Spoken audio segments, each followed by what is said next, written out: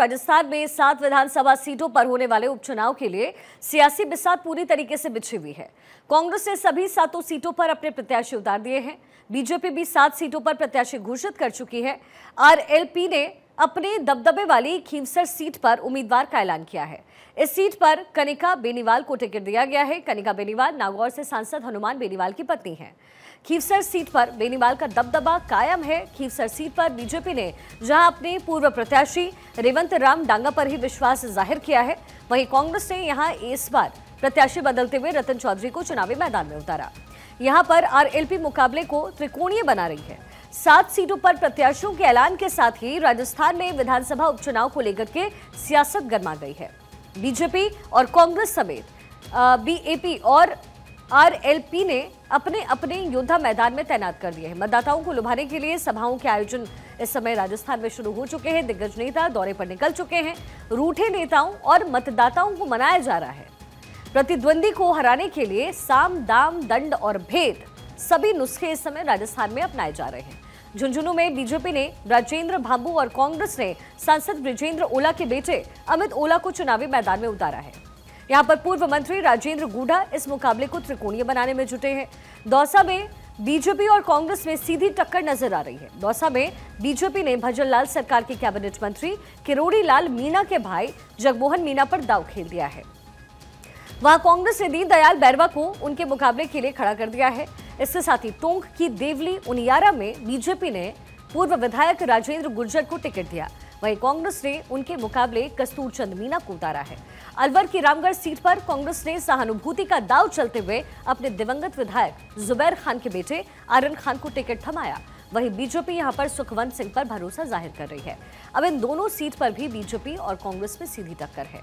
उदयपुर के आदिवासी बाहुल्य सलूम्बर सीट पर बीजेपी ने सहानुभूति वाला कार्ड खेल दिया है। यहां अपने दिवंगत विधायक अमृतलाल मीणा की पत्नी शांता देवी को उम्मीदवार उन्होंने बनाया। कांग्रेस ने उनके मुकाबले मीणा जाति की ही रेशमा मीणा को उम्मीदवार बना दिया है। सलूम्बर में भारत आदिवासी पार्टी ने मुकाबले को त्रिकोणीय बना दिया है और यहां पर उसने जितेश कटारा को एक बार फिर से चुनावी मैदान में उतारा है। जितेश ने पिछली बार यहां से तकरीबन 51,000 वोट से जीत हासिल की थी। तो राजस्थान उपचुनाव में ये जो टक्कर है वो दिख रही है। अलग अलग सीटें हैं और सीटों का समीकरण अलग अलग है। बीजेपी और जो कांग्रेस है वो इस समय दाव अपने अपने चल रही है। प्रत्याशियों पर दाव खेले जा रहे हैं, लेकिन साथ की लड़ाई इस समय दोनों ही पार्टी के लिए है। कांग्रेस के लिए भी है, बीजेपी के लिए भी है। विधानसभा चुनाव में बीजेपी ने इस बार राजस्थान में जीत दर्ज की, तो ये साथ की लड़ाई बीजेपी के लिए है, क्योंकि उपचुनाव में भी इन 7 सीटों पर जीतना एक लक्ष्य बीजेपी का इस समय जरूर होगा और कांग्रेस भी इसी जद्दोजहद में होगी। हमारे पॉलिटिकल एडिटर अदिति नागर हमारे साथ इस समय कनेक्टेड है। अदिति, सबसे बड़ी बात यह है कि बीजेपी जहां चाहती है कि जो परफॉर्मेंस उन्होंने विधानसभा चुनाव में दिया वो यहां पर वो रिपीट कर दे और जो 7 सीटें हैं उनके खाते में जाए, लेकिन कांग्रेस चाहती होगी कि इससे पहले जब वो सरकार में थे तो कम से कम ये 7 सीट ही सही उनके हिस्से में आए, तो राजस्थान के लोगों में एक संदेश जाए। बीजेपी क्या चाहती है? बीजेपी चाहती है कि 2024 में जो 11 सीटों का घाटा हुआ है, उससे जो परसेप्शन बना है उसको बदल दिया जाए। भारतीय जनता पार्टी दरअसल जब 2024 में जो 240 सीटें आई हैं उसके बने हुए परसेप्शन को तोड़ने में लगी है, जो हरियाणा में बहुत अच्छे तरीके से उन्होंने तोड़ दिया।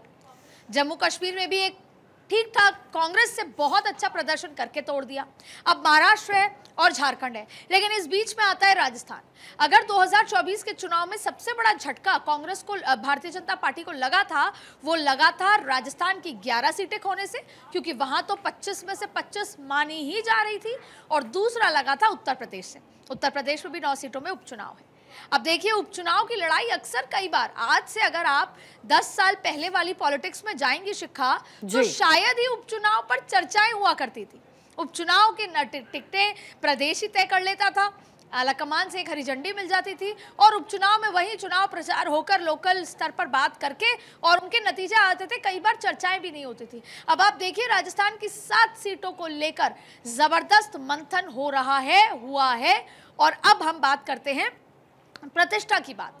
भजन लाल शर्मा ब्राह्मण है, जो ईस्ट वाले जो इलाका है भरतपुर से वो आते हैं, और भजन लाल शर्मा के मुख्यमंत्री बनने के बाद 11 सीटें खोई हैं। इसलिए इस बार भजन लाल शर्मा पर भी ये दांव टिका है कि ये 7 सीटों पर प्रदर्शन कैसा होता है।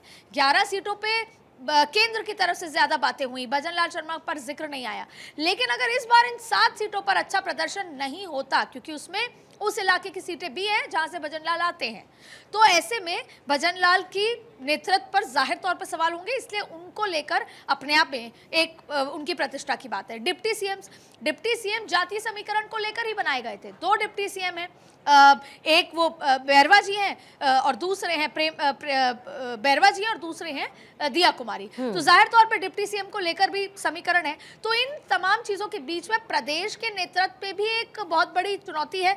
नए प्रदेश अध्यक्ष मदन राठौड़ बनाए गए हैं, तो उन पे तो चुनौती है ही, और केंद्र भी चुनौती चाहता है कि वो ये जो मैसेजिंग हुई है 2024 में कि 11 सीटों पर अच्छा प्रदर्शन नहीं हुआ, सीटें हार गए, वो बदल जाए।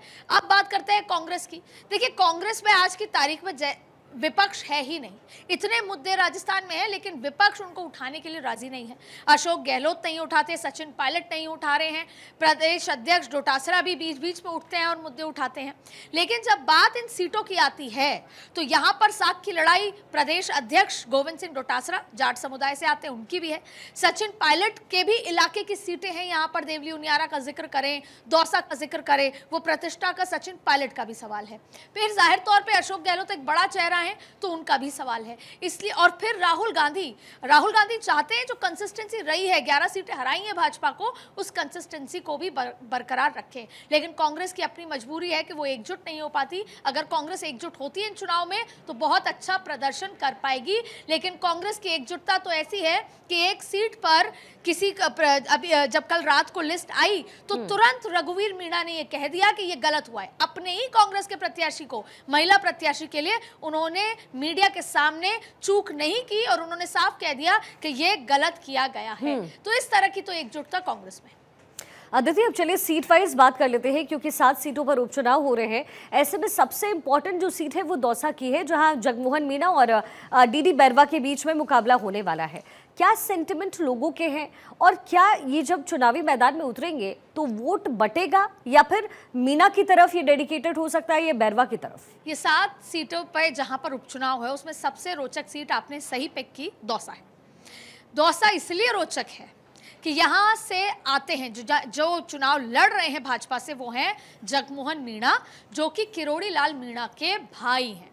अब हम इसको थोड़ा बैकग्राउंड समझते हैं। किरोड़ी लाल मीणा अशोक गहलोत की सरकार के दौरान इकलौते व्यक्ति जो भाजपा से आते हैं, लेकिन भाजपा के संगठन से अलग हटके वो अपना आंदोलन करते रहते थे। खुद कांग्रेस तो परेशान थी उनसे, भाजपा के नेता भी परेशान थे। किरोड़ी लाल मीणा को सवाई माधोपुर से टिकट दी गई, सीधे ऊपर से आलाकमान ने टिकट दी। प्रदेश नेतृत्व नहीं चाहता था। कुछ दिनों पहले उन्होंने अपने मंत्री पद से इस्तीफा दे दिया। इस्तीफा देने के बाद दिल्ली ने कहा कि अभी रुकिए आप। इस्तीफा देने की कई वजह थी, क्योंकि उनको लगता है वो सीनियर है और उनकी उस सीनियरिटी का सम्मान नहीं है। लेकिन एक और बड़ी वजह थी, जब वो विधायक बन गए, मंत्री भी बन गए, लेकिन वो लोकसभा चुनाव में यही जगमोहन मीणा के लिए टिकट चाहते थे, लेकिन टिकट नहीं दी गई।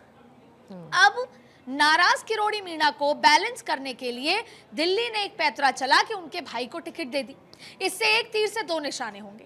पहला, किरोड़ी मीणा जो नाराज रूठे चल रहे थे वो नहीं रहेंगे, उनकी ईगो सेटिस्फाई की, वो जो चाहते थे उनके भाई को टिकट मिल गई। दूसरा कि किरोड़ी मीणा के कंधों पर जिम्मेदारी है ये सीट को निकलवाने की। लेकिन एक और चीज है, अब जो भाजपा कांग्रेस पे परिवारवाद का टैग लगाती, क्योंकि कांग्रेस ने 2 सीटें सीधा परिवार से गई हैं। रामगढ़ की सीट परिवार से गई है, ठीक वैसे ही झुंझुनू की सीट परिवार से कांग्रेस ने दी है। तो परिवारवाद का अब नहीं आरोप लगा सकेगी, क्योंकि किरोड़ी मीणा के भतीजे भी महुआ से विधायक हैं। खुद किरोड़ी मीणा जो हैं वो विधायक के मंत्री हैं, और अब उनके भाई भी विधायक का चुनाव लड़ रहे हैं, और किरोड़ी मीणा सांसद भी रह चुके हैं, उनकी पत्नी भी विधायक रह चुकी हैं। तो परिवारवाद का तोहमत नहीं लगेगा। अब बात होती है कांग्रेस की। कांग्रेस में दीनदयाल बैरवा को टिकट दी गई है। ये पूर्व में मंत्री जो रहे थे कांग्रेस सरकार में, उनकी टिकट है ये, और साथ में ये टिकट है सचिन पायलट की। और इस इलाके पे सचिन पायलट का दबदबा है, तो जाहिर तौर पे इस पर कंधे जो जीत की जिम्मेदारी है वो सचिन पायलट की है। अब देखिए मुरारी मीणा जिनका मैं जिक्र कर रही थी, पूर्व में विधायक रह चुके हैं, अभी वो सांसद हैं। वो अभी के चुनाव में हार गए थे विधायकी और फिर उन्होंने सांसद का चुनाव लड़ा। अब ये सीट जनरल सीट है, लेकिन एक पार्टी ने एसटी को टिकट दी है जगमोहन मीणा, और कांग्रेस ने एससी को टिकट दी है। पहले इसको ब्राह्मण को भी टिकट दी जाती थी। अब कांग्रेस का दाव ये है कि क्योंकि मीणा समुदाय को टिकट दी गई है, hardcore Meena, strong headed Meena, तो फिर जो सॉफ्ट लोग हैं, यानी कि अगर हम जनरल कास्ट की बात करें, एससी की बात करें, ये तमाम लोग रिवर्स पोलराइज होकर, एकजुट होकर किरोड़ी मीणा के भाई जगमोहन मीणा को हरा देंगे। इसी सोच के साथ कांग्रेस ने टिकट दिया, साथ में सचिन पायलट, गुर्जर वोट भी चला जाएगा। तो ऐसे में सचिन पायलट और मुरारी मीणा के कंधों पर कांग्रेस ने ये जिम्मेदारी सौंपी है। लेकिन इसके पीछे एक और पेच है। मुरारी मीणा चाहते हैं कि 2028 में वो फिर विधायक बने और मंत्री बने, और ये सीट पे अगर कोई और चुनाव लड़ता तो शायद, और जीत जाता तो शायद वो सीट खाली नहीं होती। लेकिन डीडी बैरवा जो हैं वो इनके घर के व्यक्ति हैं। अगर मुरारी मीणा आगे चाहें तो डीडी बैरवा आराम से उनके लिए, मुरारी मीणा के लिए अपनी सीट खाली कर देंगे और एक बार फिर मुरारी मीणा यहां से चुनाव लड़ सकेंगे, जीते तो मंत्री बन सकेंगे। अच्छा अदिति, जरा फटाफट झुंझुनू का भी समीकरण बता दीजिए, क्योंकि ये भी one of those important seats है। तो क्योंकि हमारे पास समय कम है, तो जरा क्विकली मुझे बताइए कि झुंझुनू में किसका पाला इस समय भारी लग रहा है? देखिए झुंझुनू में वैसे देखा जाए तो परिवार, क्योंकि ओला परिवार वहां का एक प्रतिष्ठित परिवार है। ओला परिवार जो है, उन्हीं के बेटे अमित ओला चुनाव में उतर रहे हैं, तो माना यही जा रहा था कि उनके बेटे ही चुनाव में जीतेंगे। लेकिन इसके साथ साथ देखिए भारतीय जनता पार्टी ने जिसको टिकट दिया, जिसके लिए अभी मुख्यमंत्री ने खुद जो है रैली करी है, पानी को लेकर आरोप लगाया, लेकिन यहाँ पे त्रिकोणीय मुकाबला है। राजेंद्र गुडा जो एक समय में बसपा में थे, फिर वो अशोक गहलोत के साथ आए, और अशोक गहलोत के बाद अब जो इंडिपेंडेंट वो चुनाव लड़ रहे हैं, वो कहीं ना कहीं माइनॉरिटी और एससी का वोट काटेंगे। अगर वो माइनॉरिटी एससी का वोट काटते हैं तो वो कांग्रेस को नुकसान होगा, और इसी त्रिकोणीय मुकाबले में भाजपा को फायदा हो सकता है। और ये माना जाता है कि राजेंद्र गुडा बैक एंड से बीजेपी के समर्थक हैं। तो यहाँ त्रिकोणीय मुकाबला है। वैसे देखा जाए तो ओला परिवार के लिए सीट काफी स्ट्रांग मानी जाती है, यानी कांग्रेस के लिए सीट स्ट्रांग मानी जाती है। अब ये त्रिकोणीय मुकाबले में ये भाजपा के खाते में जा सकती है। बिल्कुल।